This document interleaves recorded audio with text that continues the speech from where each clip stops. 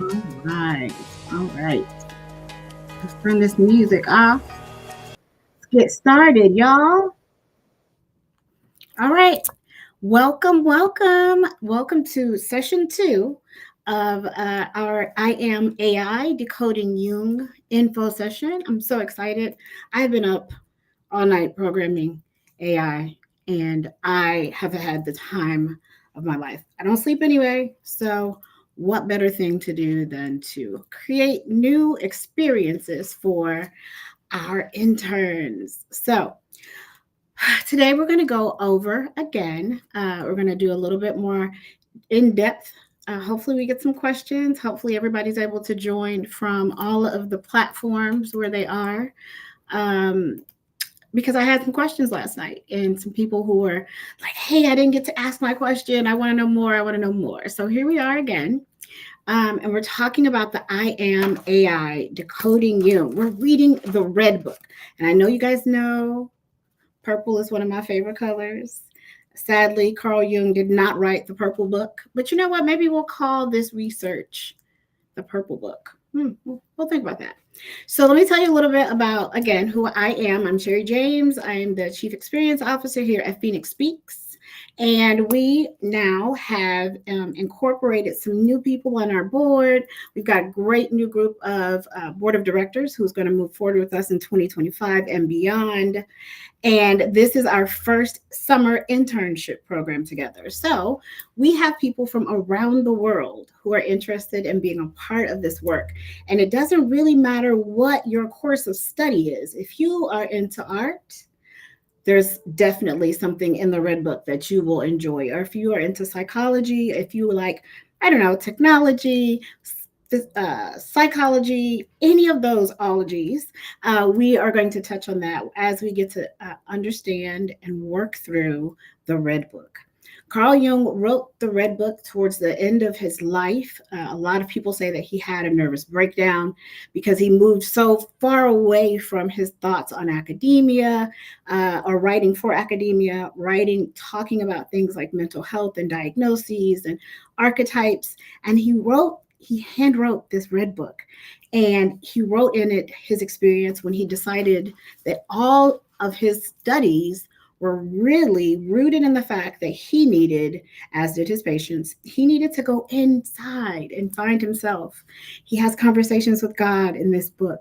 And I don't know that there's more of an exciting combination of art, art, technology, and psychology, like what we're going to be doing. Obviously, it's going to be speaking skills too, because I, for some reason today, cannot.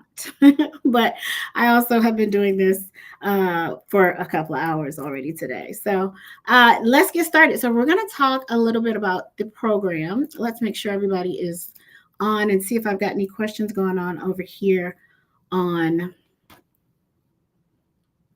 hold, please. All right. So I don't see any questions on LinkedIn yet. It looks like it's just me talking to myself. So that's cool. I'm all right with it.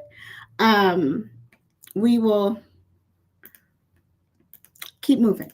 All right. So when you get started for this internship program, the first thing we need to do, obviously, is get a copy. Hi, Chris. Thanks for coming. We need to get a copy of the Red Book because it's important that we actually read the book, listen to the book. I have probably memorized the book at this point. You don't have to go that far, I don't think. However, you definitely want to take a look at the why in the book. You want to talk about, be able to speak about why he wrote the book and the things that he understood from this writing. So I listened to it on audio book, on Audible, and I'll tell you who the author of this book, because I think I always say his name wrong. So his name is Sonu Shamdasani. So he actually published this copy of the Audible and rewrote, translated this version of the Red Book. So you guys get started because it's a lot to take in, but it's very interesting. It's not a typical psychology book. It's almost written in poetic prose or format. So first thing we're going to do, obviously, is take a good week to 2 weeks to get to know this writing. We'll understand very much more what Jung was experiencing halfway through the course and through the programming. Oh, Doctor, hey, hi there. Hey, how are you? I am fantastic. I can't see you though. You're just Oh, there. You are. Hi. Thank you for joining. my pleasure. One of my favorite doctors. Nice to see you. It's been a while. Please do introduce yourself to everyone so they know who you are. Okay. Well, hello, everyone. My name is Dr. Teresa D. Eves, and we have been friends a very long time and have grown in our careers and Yeah. made big changes and big advances. And so I'm here to hear all about what you have to say. Thank you. Thank you. I love it. I'm so excited to have someone on stage because maybe I can slow down. Yesterday, I tried to do this and it was just me and I just blah, blah, blah, blah, blah, blah, and then logged off. So I know you'll keep me in project management. You'll make sure that I'm on point.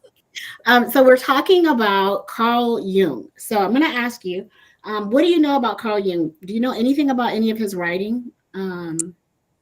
It's been a long time, back to my master's degree from OU, where I studied a lot of psychology. Mhm, And mhm. so I'm trying to remember what Jungian theory is, but Yeah. it's not coming to me.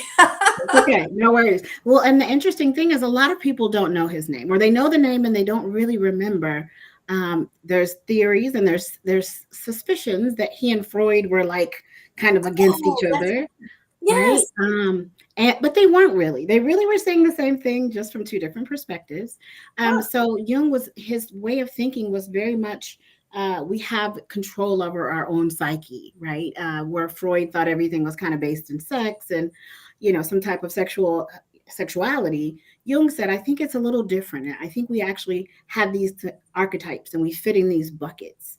And what's awesome is this book, the Red Book, nobody knew about it.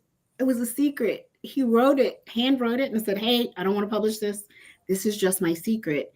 He actually, in this book, meets God. He has a conversation with his inner selves. He meets the divine feminine, the divine masculine, all inside. wow. Imagine that. Yeah. Imagine someone who's that much into academia, that much as a voice of psychology. And he said, you know what? Actually, I should just get to know me better. I should understand what's going on inside. And so it's not a typical research book. Like listening to it on Audible, it's almost like a poem. He actually creates mandalas, so these drawings that he sees in his dream, which he believes are pictures of his unconscious. Who knew? So, what we get to do is we are jumping off this project on May 25th because I'm a big fan of palindromes. So 52525. We are going to launch the I Am, which is also a palindrome, the I Am AI. We're going to get a group of students and we're going to let them research all they can about the Red Book. And then they're going to create their own 7 personas right now, the way that their voices show up, right? Okay. So I'm so excited to see like what comes back because some of the people who've been testing out the AI that we've created, they're getting some very interesting responses. And I want people to understand we can't believe everything we read on AI right away, right? Sometimes AI is programmed to tell us what we want to hear when we want to hear it, and that's not always the truth. Have you Right. experienced that at all? Oh, absolutely. Yeah. It has hallucinations. And so, It really does. It yeah. really does. In programming a couple of these AI chat agents, we've had the opportunity to talk.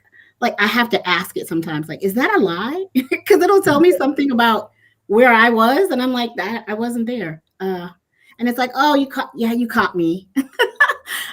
It's so interesting. So I'm excited to show our interns what this looks like to have this conversation back and forth. I believe AI stands for augmented innovation because we have to continue to innovate and we need help. And AI helps us do that. So hence the I am AI. But decoding Jung is going to be so much fun because I want to hear from every student, from every continent, from every age range to talk about what would this book look like if it was written today. So I'm going to go over it like really quickly, just a high level of what our oh lesson plan is going to look like, because ChatGPT did help me do this, and we've got an 8-week lesson plan. And so, week one, we're going to do Welcome to the Inner World. This is just the orientation. We're going to talk about the vision of Phoenix Speaks and what it means to be mentally wealthy. And we'll do an introduction to the Red Book and the context and purpose and significance. That is when we're going to start this AI accuracy challenge. So that came in new, Dr. Eves, because at first that wasn't a part of the curriculum. And I found that every time I asked it a question, it would tell me something different. And I didn't want that for our students, right? So we're going to incorporate in that first week. Let's do some fact checking. Let's trust but verify. Yeah. So that'll be a kind of a good fun activity, because I want to see screenshots every time I've already got 100 of them, and they're terrifying. They're not saying at all what I programmed them to say. But it'll be fun to track that.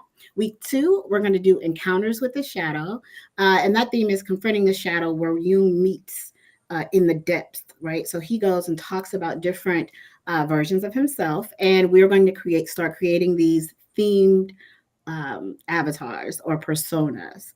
So week 2, we start talking about the shadow, the inner self, the things that we may or may not share with others. This is not something that has to become public, but it's definitely something that we want all the interns to be documenting, so that when we come, we do this AI challenge number 2, we're going to ask AI to tell them about themselves. So I had the opportunity of doing that on LinkedIn maybe 2 months ago. I asked ChatGPT, tell me something about myself that I don't already know. Have you done that? My husband actually did it, and then he brought his results to me, and he said, "It's kind of cool, but it's kind of scary."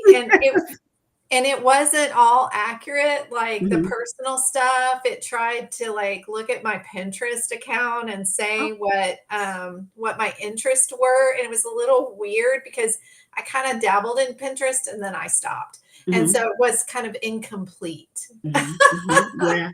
Well, that's better than something. But I will tell you that incomplete is much better than incorrect, because some of Oh the yeah, yeah. some of the things that we've been seeing are kind of terrifying. But the good thing is that we're giving these students the opportunity to go in and give it the right information, right? So Oh we are yeah. still in the process of building out what this AI looks like. So if I say, hey, Sherry James is 6 foot tall, I mean, I'd love to be. I And know then you're not. I mean, maybe if I tried to stretch a little, no, it's not right. And so we want to make sure that we're verifying every week to make sure that we're not far, getting too far off from the Red Book. The good thing is that the adaptation of the book is spot on. I've read the actual hard copy, and I've got it on Audible. And I have a paperback PDF. So I've triple checked. I know you would appreciate that. I know you would Yes, appreciate that. yes. So week 3, we're going to talk about symbolic thinking and inner imagery. That's where we talk more about images and symbols and the soul. It's very interesting because in AI, if you notice, whenever you use an AI, it gives you these little pictures, these little emojis. A lot of what Jung worked on in the past, understanding how pictures and symbols impacted our psyche, still exists today. If as I'm looking at my lesson plan, there's little gold awards every week for a challenge. So we are going to dig deep into that. What is symbolic thinking? What does inner imagery mean? And how does it show up in this book?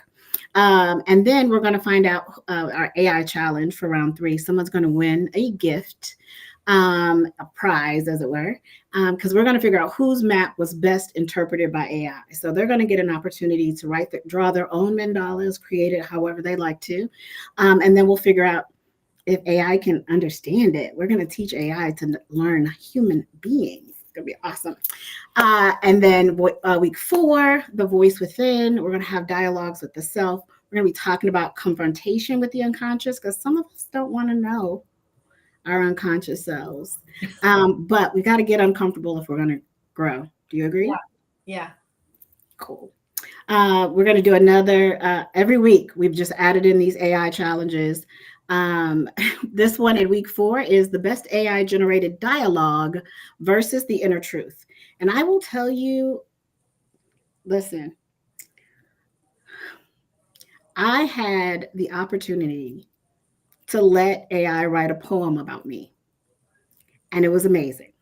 Really? That's It was awesome. it was so cool. It made me cry. Also creepy though. Like I'm gonna tell you that it said things because it sounded exactly like something I would have said, right? Except I didn't say it. And so it's interesting to see how AI refers to us and sees us in pretty much about the same 4 or 5 archetypes that Jung had back in the day. So I'm just excited to tear all of that apart, disrupt it, and say, actually, here are 7 actual themes and actual personas. Okay, so week 5. Can you tell I'm excited? I'm so I excited about can this. tell. I'm such a nerd. I don't I'll know. have what she's having. That is just too much adrenaline and too much coffee. Exactly. So week 5, we'll talk about the theme for the 5th week is the transformation journey. The theme is death, rebirth, and becoming. They'll have some guided reading, the sacrificial murder, and the opening of the egg. Sounds very like suspenseful. It very much is. And then we'll do another round of testing AI. Week 6, building the inner temple. That theme is order, chaos, and the soul's architecture. So ready to get to week 6. I wish we could just skip and go right there because right now, the world is in chaos. And so, how do you find your own order in the midst of chaos and understand your own soul's architecture from Jung's perspective? Super excited about that. People will have the opportunity to design their own inner temples. Week 7 is integration and expression. So, all the things we've learned for the past 6 weeks, week 7, we'll talk about how do we integrate it into the creating mental wealth methodology and how do we express it. Someone will have the opportunity at week 7, excuse me, to find out if they can be a speaker at our Creating Mental Wealth conference. So if they have listened and if they've read and they've participated all through these past 6 weeks, week 7, they'll have to express for the rest of all of us what they've learned and what their findings were. And then week 8, the final showcase, is called I Am Becoming. So this is emergence and expression. So we're going to do whoever did the best job of making a lie out of AI, they get a challenge. They get a gift. I'm sorry. And then the person who best can explain, and express. This is a bunch of words. Explain, express their emergence and expression. My word. Then we'll be ready to move forward and write our case study. So, what questions do you have for me? I just like pick it apart. Tell me why this won't work. Tell me the things that were my blind spot. I like that. Just because if it's not going to work, we can fix it between now and May 25th when we kick off. Okay. Well, first of all, you're talking really fast and I'm trying to take notes. So, number 7, week number 7, Mhm. soul architecture. You talked about order, you talked about chaos. And what was the third? So that Order. was week 6. Week 6 Oh, is building the inner temple. Thank you for oh, the feedback that I'm talking too fast. I appreciate that. And the theme is very, order, chaos, and the soul's architecture. that's That's it. week. Okay. Mhm. Got it. Yeah. And then week 7, I'll slow down. Thank you for that feedback. I love having friends that can. I love y'all. You're so good to me. Week 7 was integration and expression, and that is synthesizing the self and prepare to share. So everybody can tell us what their personal story is. We will have had those 7 themes and personas will emerge from this week 7 exercise, and hopefully people will have a different perspective about going straight to AI and taking the first thing they see as truth, right? So ultimately, we want our students to know at the end of the 7 weeks, at that point, they should truly understand that AI is augmented innovation, that it is about us coming up with our own ideas, our own perspectives, and then utilizing technology to effectively communicate, right? Hmm. Okay. Um, so, what's the ultimate? I guess maybe you just said it, but maybe say it in different words. So, the ultimate result you're looking for is for people to really understand AI. Say that part again. No worries. So we want people to understand how how we are impacting AI by interacting with it. It's actually augmented innovation. So, and Yeah. it's not just one person's perspective. We will have 7 different personas that we'll be able to kind of work through or speak as. So, for example, we have a group of high school students who will be participating in this summer internship. Their expectation of this project is very different than someone with your level of education, for example, right? But they just want to play with AI. They just want to go in and try to break it, which is really awesome because they will learn how to better, how do I write better prompts? How do I explain what I've learned from AI? How do I validate that it's the truth? We will practice that week over week over week. So hopefully that sticks with them. But the bigger thing is understanding that we are our own reality. We're our own virtual reality. And it is not what someone wrote on a website 25 years ago. It's not from a book written 50 or 75 years ago. We actually are AI based on Jung's understanding of self, his understanding of his id and his subconscious and his conscious, understanding that they were all inside. And all he had to do is change his perspective. It's kind of like what we do with creating mental wealth, right? If we are having a bad day, we could say today was a really big mental wealth withdrawal. Ugh, right? Was that Yeah. for me or is it? I have a gnat. Hope it's not a I was mosquito. like, okay, we're gonna dance. All right. No, Trisha. But so yeah, we're gonna I feel like I want to say we want to rewrite the red book. I don't have permission to say that we're going to do that, but that's really what the goal is to say, here's what Jung said about the subconscious back when he wrote this book, and then hid it and didn't show it to anyone. I think the first time it was actually published was like 1990, Huh. well after his death. And so there's just so much good information inside this book. It's written Sonu Sodashani. I know he's going to hate that I butchered his name, but he does a great job in the Audible. He actually reads through it. It sounds like a play, it sounds like a poem as he reads a lot of the things that Jung has created. So, yes, we want to understand what these 7 personas are, and how we find out about ourselves through the use of AI. That's ultimately the goal. And I don't believe that we will find too much of a different thing than what he found when he wrote the Red Book originally. Wow. Okay. That's awesome. I'm so excited. Okay, so what? So tell me what are we missing? What could we add to or take away from this, from your perspective? To make sure that it's effective. Well, I guess what is your goal with these interns? Like, what do you want them to walk away with? You want them to walk away with the understanding that they have to write the red book for themselves, that AI is just another tool that we're going to start to use in our toolbox. Mhm. What do you want them to walk away with? I have some objectives for you. Oh, please. I'm so glad you asked. I'm so glad you asked. Okay, so let me pull that up. One second. Let me get to that page. I am excited to say that I used AI to create all of my ideas, and I kept refining it and refining it and refining it till it got to the right thing.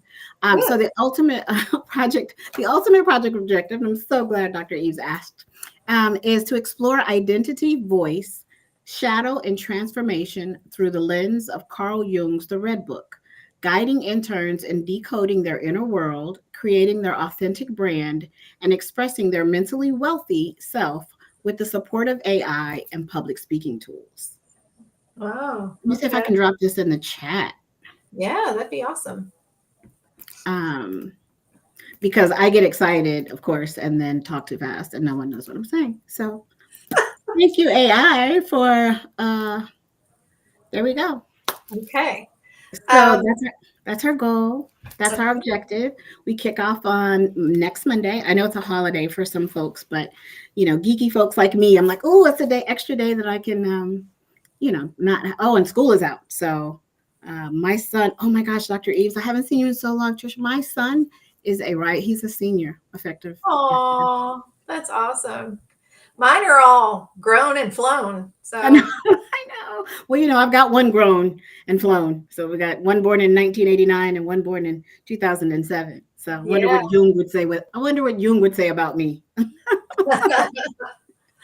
So that's it. Let me see if we have any other questions. Chris, do you have any questions? I see that you said that you've started reading the Red Book. Thank you so much.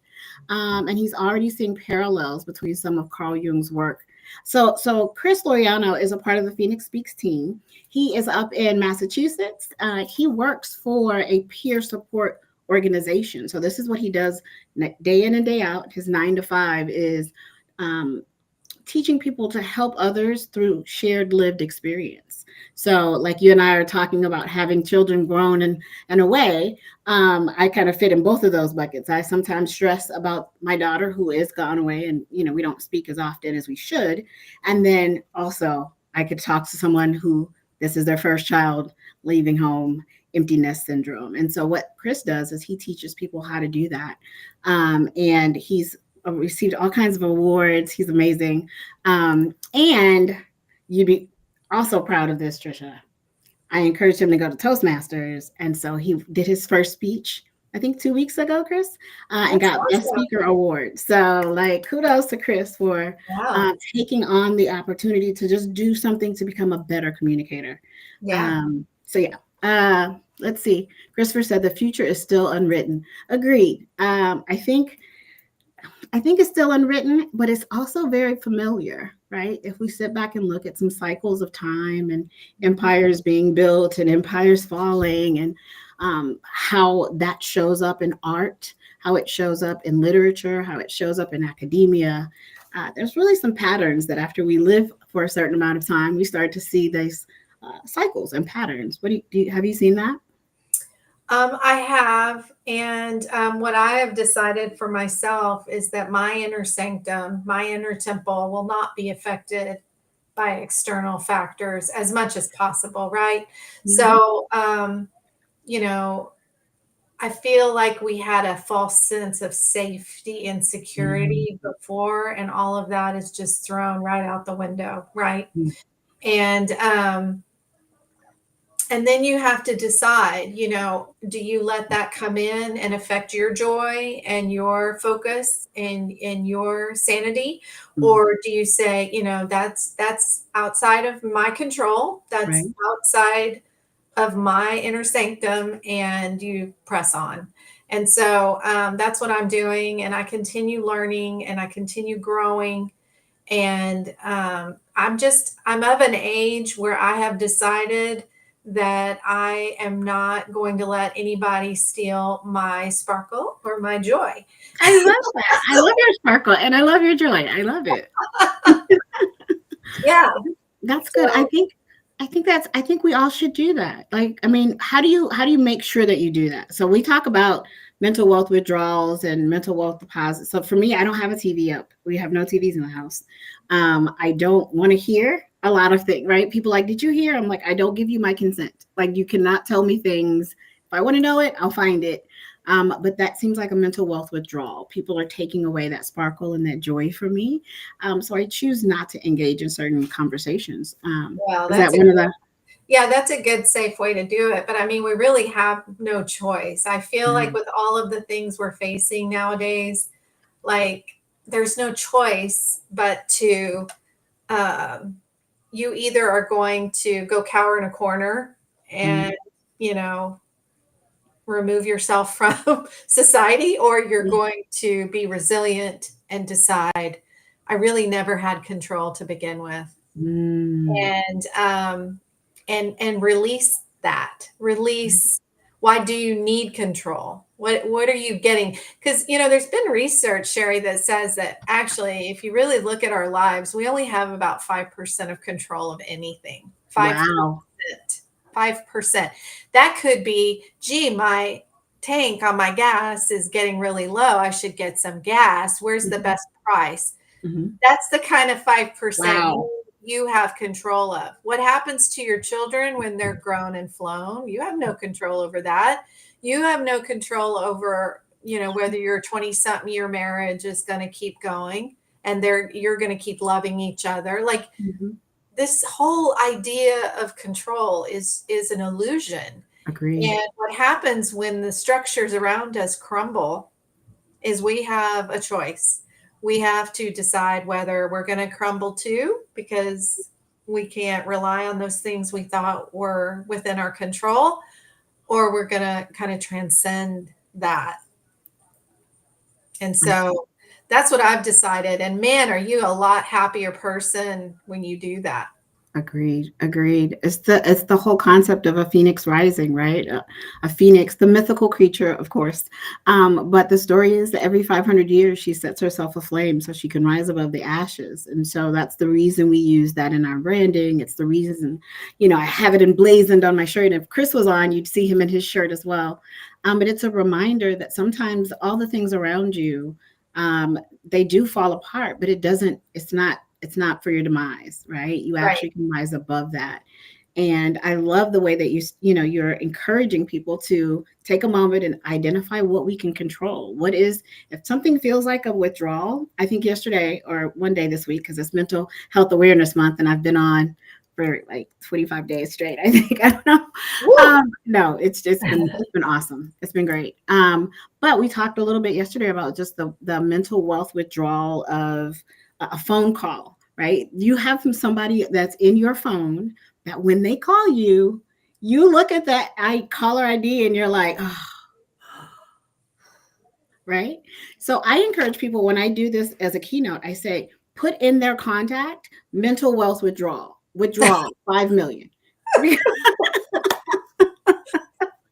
Sometimes we need to be reminded because once you pick up the phone, they're just ding, ding, ding, ding. They're just like taking all of this, depleting you of your mental wealth in that moment, right? And so we need sometimes reminders. We need to be reminded not to pick up the phone if we don't have a surplus of energy to give to that person, right? Right.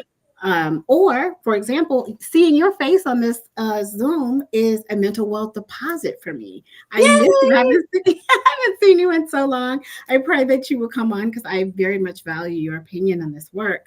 And so, from an academia perspective, I want to make sure that, I'm running it through people who think differently than I do, right? To think bigger than I do, more from an academic lens. I'm more from, the corporate, emotional, mental health perspective. But this is a mental wealth deposit, and I will write this down on this day and put a heart at the top of my little notebook.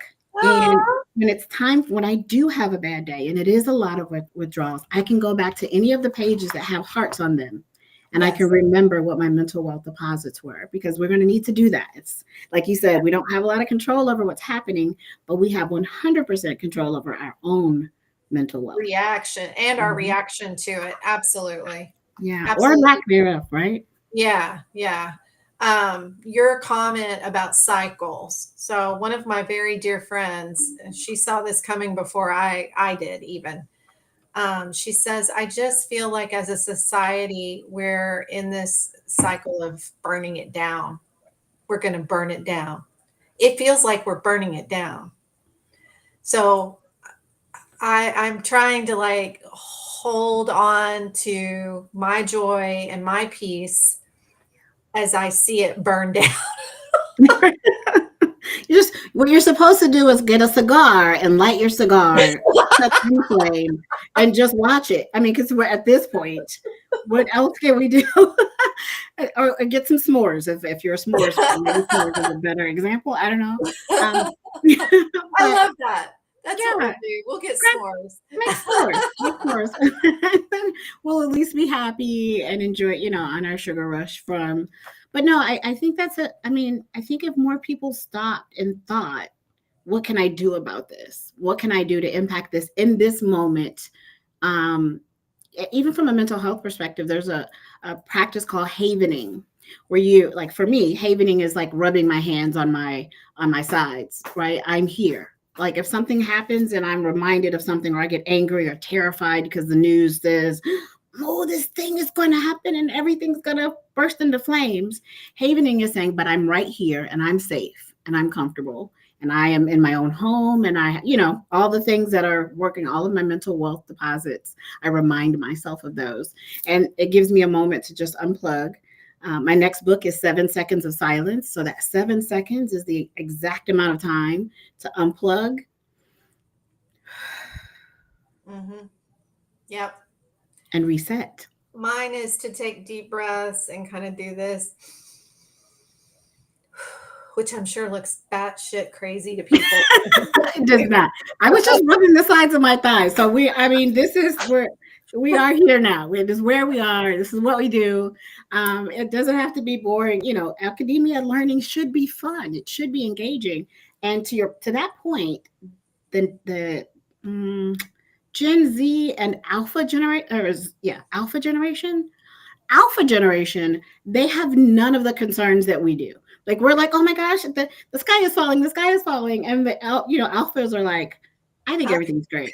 Right? Like I think it's great, and I'm gonna go like look at the birds, and I love that hope and that desire for seeing good in the world and only seeing good is a great opportunity for people or students who are artists and writers and lecturers and future philosophers. That is that alpha generation, and we have the opportunity to leave an imprint and make an impact. So it's just like their persona is very different, but it is also so much more hope filled, and they're separated from some of the trauma that we know, or the cycles that we've seen, and because of that, they can hold on to that hope a little bit longer.